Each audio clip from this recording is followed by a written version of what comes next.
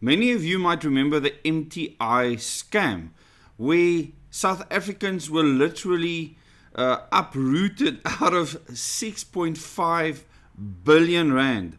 So 6.5 billion rand stolen from South Africans in a fraudulent scheme, and nobody is behind bars. So no one has been arrested. Obviously, the founder of MTI has ended up dead, as we know by now. But here's the thing. Is this justice for all these people that invested their money? This was a pyramid scheme where people were encouraged to go and find more people to take part in the scheme, and then your returns would be more. And some people actually made a lot of money. Some people I know made a lot of money out of this, especially during the COVID-19 pandemic. Many of these people could use those funds that they made to survive during that time, especially with regards to their business interests. So, who actually won here? And this is where the liquidators come into the play, because the liquidators seem to have scored big time. And this is what I want to look at. Was justice served for all these South Africans? So many of you tell me in the comments if you were part of the MTI scheme, if you lost money in the scheme. Obviously the liquidators were trying to get money back from people that did make money out of the scheme, because it was a pyramid scheme, even although MTI claimed that it was not. So over 9,000 people have said they lost a combined 6.5 billion when Mirror Trading International, MTI, collapsed in 2020. And after more than 5 years, not one of the kingpins has been prosecuted. Some of them have been arrested, but no one prosecuted yet.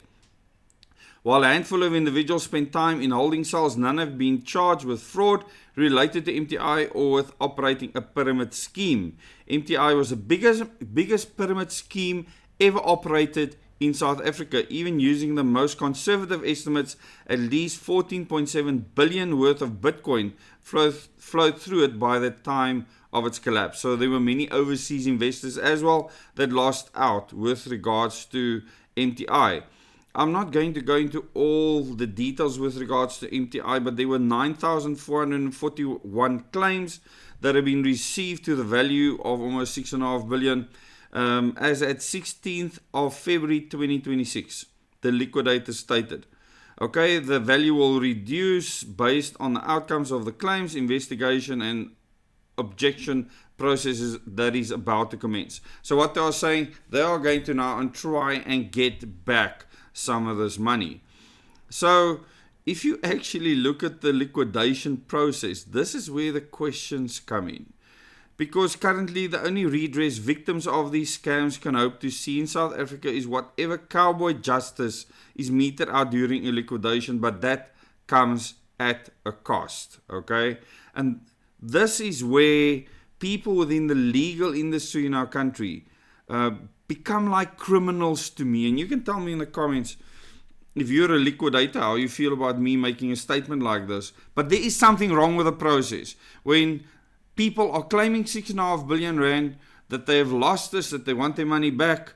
And if you see what actually happened up until now and how much the liquidators spend, it is an absolute farce in my opinion. And you can tell me if you think I'm wrong.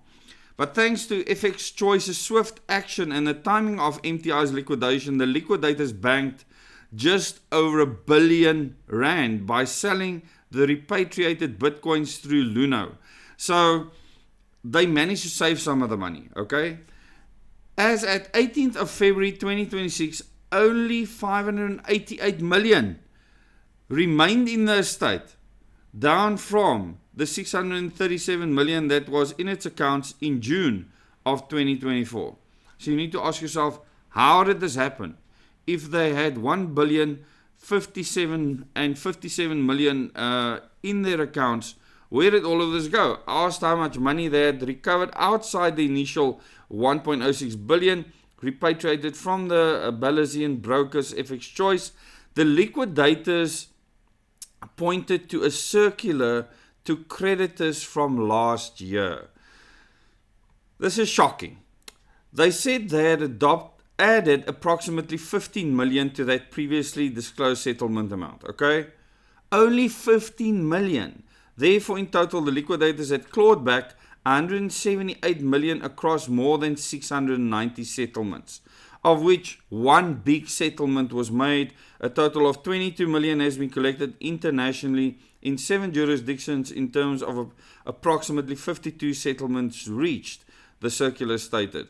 According to court documents, there was a single settlement of 113 million, accounting for 63% of all funds the liquidators clawed back. So, all in all, the liquidators have clawed back only 178 million, with 588 million remaining in the estate, and considering the additional 178 million recovered and 120 million liquidators fee claimed in 2023, so they've made an absolute killing. That means the liquidators have spent 527 million basically to recover 178 million. Now, how on earth is this okay? I mean, if you actually are waiting for money to be returned, and please tell me if in the comment if that's the case for you. Do you think it's okay that the liquidators have spent 527 million to recover 178? There's something wrong with this. That money has paid for actions against so-called net winners, in other words, people that made money out of this, including Section 417, 418 inquiries, which have led to some individuals being detained for failing to provide answers that satisfied the judge. MTI's liquidators are also currently pursuing claims against perpetrators and victims of the scheme alike in South Africa and around the world. While this will probably recover more money for the state, it will likely not exceed the amount the liquidators spent on legal fees globally.